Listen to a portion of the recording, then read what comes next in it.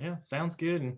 And one of the reasons why real estate works so well in this situation is when you retire before age 60, tapping into your retirement accounts uh, can charge you penalties.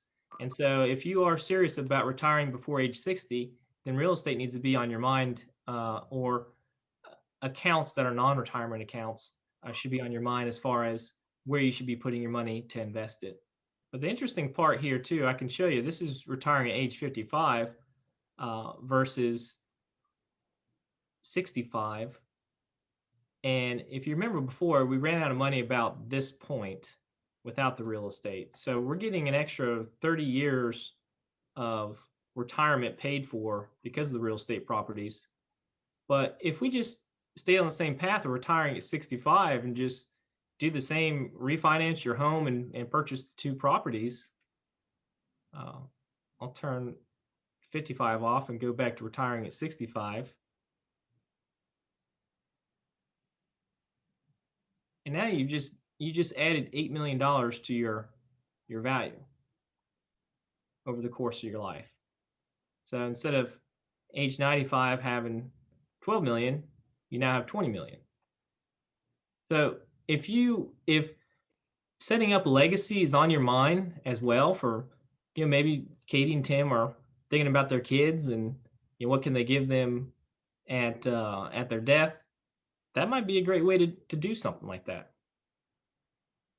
But once again, that's where you have professionals like Flint to be able to help you with your real estate investments and make sure that you're getting the right properties for your situation.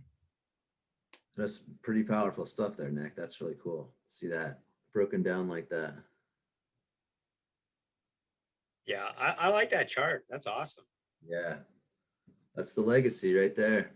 That's what you Yeah. can do. Pretty cool. Well, that's what's neat. It's everybody's situation's different, so bringing in the different options that you have, just as you mentioned earlier, with someone who has multiple rental properties, those are fun to work with those people too, because with the more options, you can run different scenarios, and maybe it's not buying a single family home, but maybe it's buying a apartment complex or duplexes, and just having different options. And Yeah. that's where we can really show you your situation on the financial plan. It just takes one property to start making that huge difference here. And, once you kind of make that shift and you've got one property, it leads to two, it leads to three, potentially as many as you can put together. But it really comes down to identifying the properties and then having a plan to be able to purchase the properties. There's a lot of different strategies for purchasing real estate. I mean, most people know, paying cash, and then a lot of people know getting a mortgage on a property. There's other ways to go about it as well, but those are the two most popular. So if you're interested in real estate investing, there's a lot of ways to get started. These are going to provide you with the most control, certainly out of the gate, but accessing some level of financing is typically the hardest thing for most people to wrap their head around. When it comes to investment properties, you have down payments to consider with those as well. And so just having the right plan in place and having the right people around you to be able to figure out how you can piece some of this stuff together is the best way to get started. Most people that own real estate in Charlotte have experienced 5, 10, maybe even in some cases 15% increase in equity just in the last 12 months of ownership. So there's money sitting there in a lot of these properties that they didn't even know that they had access to. So when you see that green chart here and you see the legacy that you can create, a lot of people have access to $20,000, $30,000 sitting in their home. They might be able to pull that out through any sort of like HELOC or some sort of refinance, and then turn around and go buy that $125,000 property, $150,000 property, just one of them versus the two that Nick outlined earlier. And that gets you started just the same. If you're a little bit younger, I mean, you just have time on your side. So just kind of get you started. You can buy one this year, maybe fast forward a couple years, you can buy another one, and you just kind of do it on your own time frame. But that kind of gets you going in the game, and it really gets you talking with people like Brandon and Nick to kind of augment that plan moving forward. So hopefully that gives you some insight into how to get started, but even more than that, really how to augment that legacy, because I think that is the opportunity that a lot of people have in front of them.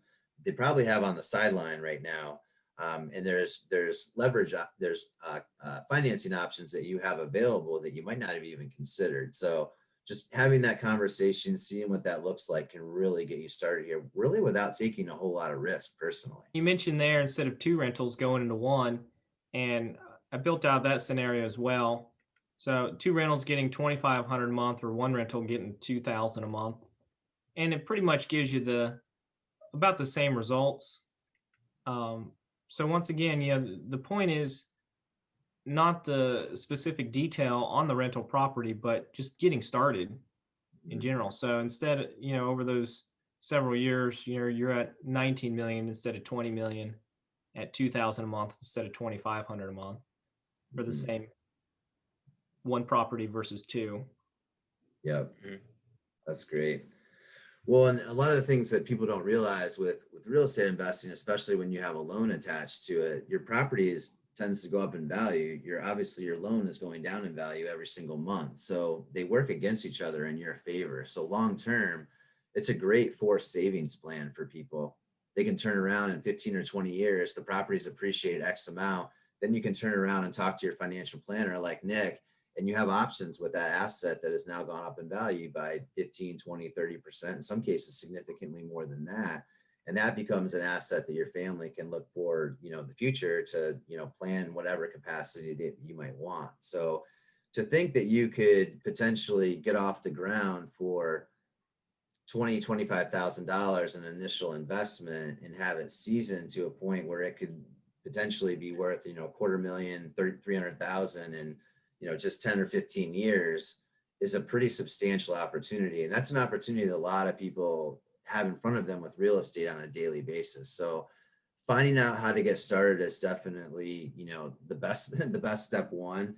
And then partnering with people that can help you get there. People like Nick can help you put it in perspective and show you the value, and just taking that first step. And then having that first conversation with someone like Brandon.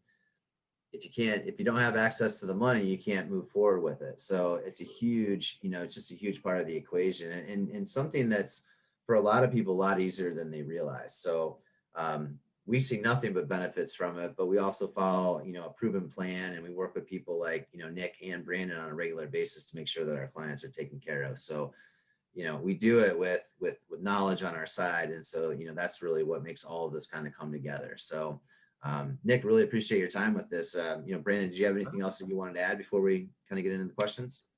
Yeah, I think the only last thing that I'll add is if we're going to kind of dip into taking that first step, or we have an individual that I have people that call me all the time and they say, well, I really want to buy an investment property, but I don't know if I have the income. So that's the question that I get a lot of times, or individuals think, well, if I buy the investment property, how will I qualify for this?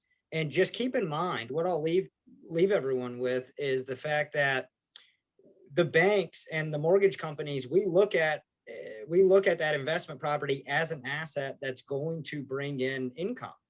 And so keep in the back of your mind that we can do rental analysis and things of that nature, that we can then use that income, future income, that you're going to be putting a renter into the property to help you qualify for this rental property.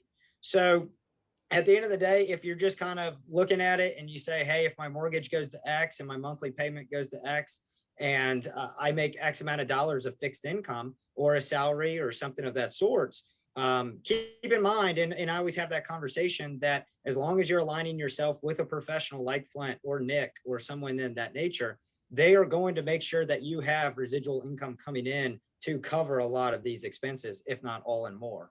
And we use that as qualifying income as well to help you qualify for those new properties. That's a great point. So you're using some of that rental income to help the borrower qualify for the loan in the first place. That's exactly right. So it could be as simple as, if you bought one and then you want to buy a second one, we can use a lease agreement against that property. If you've bought one and it's been a few years, of course, we just look at your tax returns. We use all the rental income from that property. And if you're just buying a new one, let's say you don't have any type of portfolio whatsoever and you're just buying a new one, the appraiser is going to pull up, it calls it average rent in the area. It's a market analysis, just like someone put an evaluation on a home. And he gives us what average rent is in the area, and we give you credit for that as well. So again, it's that there's a plenty of options. As long as you sit down with somebody and they understand how this works, there's plenty of options to navigate the waters. Awesome. Just have to have that first conversation, get started. That's awesome, Brad. That's right.